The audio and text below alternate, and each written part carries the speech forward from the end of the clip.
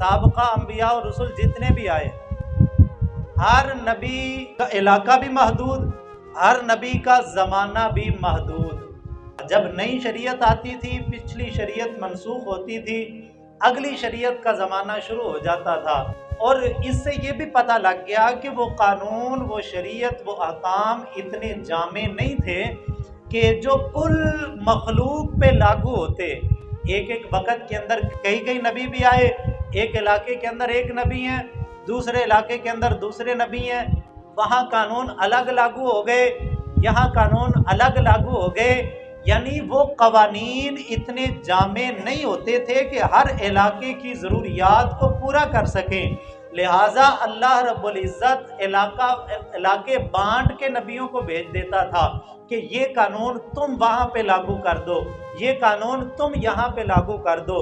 और कुछ कानून ऐसे होते थे कि जो ज़माना बदलने के साथ उनमें तगय्युर व तबद्दुल हो जाता था। हर ज़माने की ज़रूरतों को वो पूरा नहीं कर सकते थे। ज़माना बदलने के साथ अब नए कवानीन की ज़रूरत महसूस होती थी।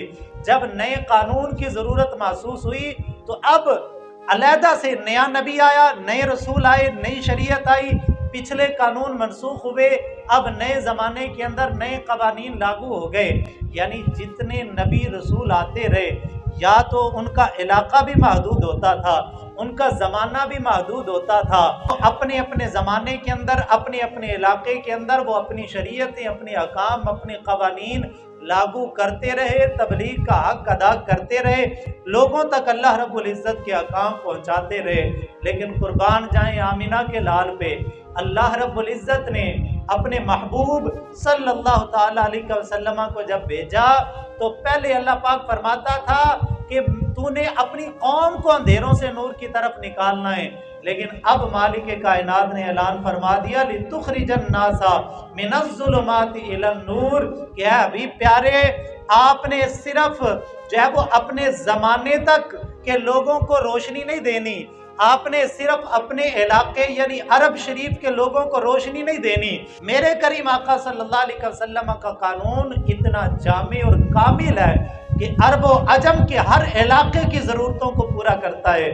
और मेरे मुस्तफ़ा करीम अलैहिस्सलातु तस्लीम का कानून, शरीयत, कुरान इतने जामे हैं कि सिर्फ 1400 साल पहले उस ज़माने के लिए नहीं थे, बल्कि आज 1400 साल गुजरने के बाद भी आज भी इंसान अगर तरक्की की मंजिलों को पाना चाहता है, आज भी इंसान अगर दुनिया में फलाह कामयाबी हासिल करना चाहता है, तो जैसे 1400 साल पहले मेरे मुस्तफ़ा करीम अलैहिस्सलातु तस्लीम के सहाबाए किराम रिदवानुल्लाहि ताला अलैहिम अजमाइन ने आमिना के लाल की कदम बोसी करके मेरे मुस्तफ़ा करीम के दामने अक़दस को पकड़ के जैसे 1400 साल पहले अरब के तपते हुए रेगजारों से निकल के कैसरो किसरा की सुपर पावरों को अपने कदमों के नीचे रौंद के गुजर गए थे, अगर उन्होंने कामयाबी मेरे मुस्तफ़ा के दामन को थाम के हासिल की थी, तो आज भी अगर मुसलमान कामयाबी और अरूज चाहता है तो आमिना के लाल के कदमों का बोसा लेना ही पड़ेगा।